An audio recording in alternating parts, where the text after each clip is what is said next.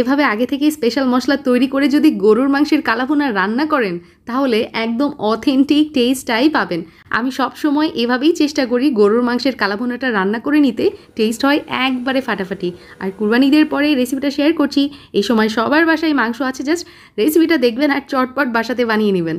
আর আমার ভিউয়ার্সদের উদ্দেশ্যে একটা কথাই বলবো, সেটা হচ্ছে আমার এই রেসিপি আজকে A to Z যদি ফলো করেন ইনশাল্লাহ একদম অথেন্টিক কালাভুনা টেস্টটাই পাবেন। আচ্ছা, প্রথমেই আমার লাগছে 2 কেজি পরিমাণ গরুর মাংস। আর কালাভুনার জন্য সবচেয়ে বেস্ট হচ্ছে গরুর সিনার মাংস। আমি গরুর সিনার মাংস নিয়েছি, সাথে কুরুলি অর্থাৎ পায়ের মাংসও আছে, আর সাথে কিছু চর্বিও আছে। পেঁয়াজ 1 কাপ ব্যবহার করেছি, লবণ 2 চা চামচ, সাথে 1 কাপ পেঁয়াজের বেরেস্তা আমি এখানে দিয়ে দিলাম। এখন অথেন্টিক কালাভুনার জন্য একটা স্পেশাল মশলা তৈরি করে নিব। হলুদের গুঁড়া 1.5 চা চামচ, 3 চা চামচ লাল মরিচের গুঁড়া, জিরা গুঁড়া 2 চা চামচ, ধনিয়া গুঁড়া এখানে ব্যবহার করছি 3 চা চামচ, তার সাথে ব্যবহার করেছি গরম মশলার গুঁড়া, আমি ব্যবহার করেছি 2 চা চামচ।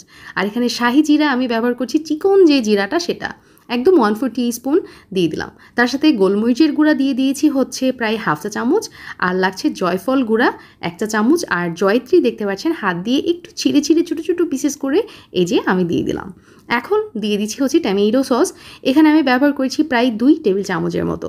তার সাথে মাই হোমমেড সাওয়ার ইয়োগার্ট, আমি সবসময় বাসাতে এই ইয়োগার্টটা তৈরি করে নিই, আপনারা চাইলে আমার রেসিপিটা ফলো করে বাসাতে বানিয়ে নিতে পারেন, ডেসক্রিপশন বক্সে লিঙ্কটা দেওয়া থাকবে। 2 টেবিল চামচ ব্যবহার করেছি।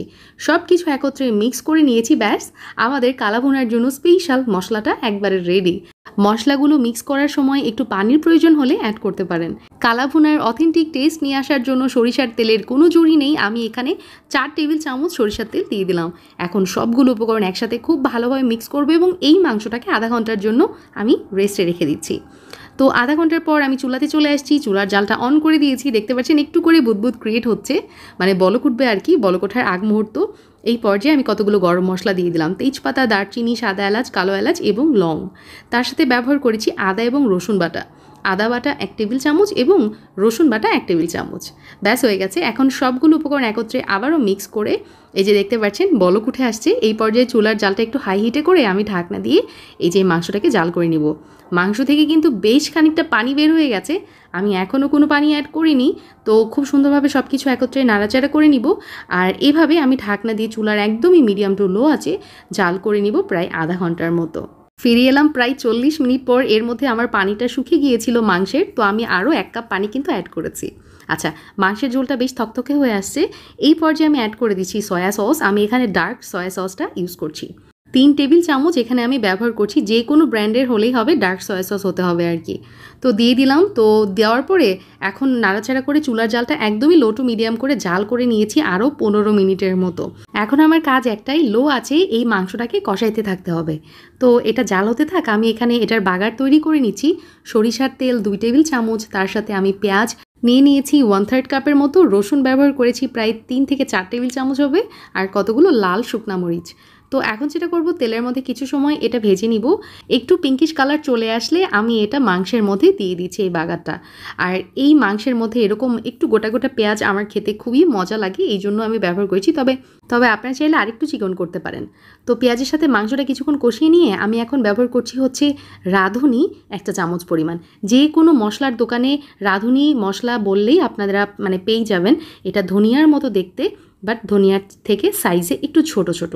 তো রাঁধুনি দিয়ে আমি প্রায় 5 মিনিট মতো চুলাতে কষিয়ে নিয়েছি। ব্যাস আলহামদুলিল্লাহ, আমার গরুর মাংসের কালাভুনা কিন্তু একদম রেডি। চুলার জালটা অফ করে দিয়েছি, আর এটা লুকস আপনারা নিজেরাই দেখেন যে এটা কি লোভনীয় লুকস আসছে মাশাল্লাহ। এটা পরোটার সাথে খেতে পারবেন, রুটির সাথে খেতে পারবেন, ভাতের সাথে খেতে পারবেন, পোলাও, খিচুড়ি সব কিছুর সাথে ক্লাস অফ 1 লাগে খেতে। তো আপনাদেরকে সার্ভ করে দেখিয়ে দিচ্ছি, এটা মানে সত্যিই অনেক মজা হয়েছিল। বাসায় একবার হলেও ট্রাই করবেন, একবারে অথেন্টিক কালাভুনার টেস্টটাই কিন্তু এখানে পাবেন। আর আরেকটা কথা, এটা কিন্তু ভাজি মাংস নয়। কালাভুনা অনেকেই মনে করে যে ভেজে ভেজে কালো করলেই হয়ে যায়, আসলে না। কালাভুনার মাংসটা থাকবে একবারে সফট, আর এটার ফ্লেভারটা একদমই আলাদা। সো এনাফ ফর টুডে, ইনশাল্লাহ আবার দেখা হবে। আসসালামু আলাইকুম।